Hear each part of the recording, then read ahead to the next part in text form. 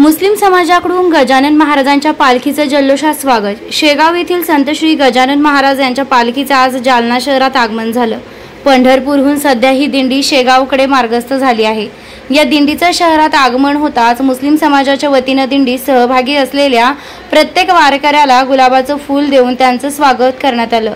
विशेष म्हणजे गेल्या 14 वर्षांपासून मुस्लिम समाजाकडून या दिंडीचे जल्लोषात स्वागत केले जाते। गेल्या कित्येक वर्षापासून तुमच्याकडून श्री संत गजानन महाराज पालखीचे स्वागत होते। श्री संत गजानन महाराजच्या पालखीचं स्वागत आम्ही 2011 पासून करत आहोत।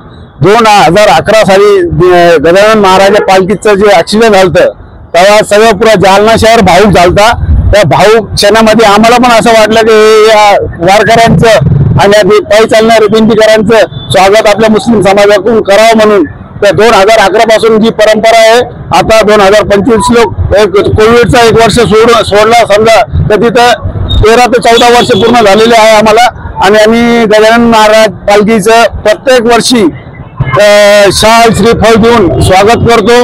आणि आता सध्या चालताना त्यांना फुल देतो आणि संध्याकाळी त्यांचे जे तिथे स्टॉप राहतो ना तिथे त्यांचे टोपी आणि शाल देऊन टाकतो। माझं नाव शेख इब्राहिम शेख रसूल।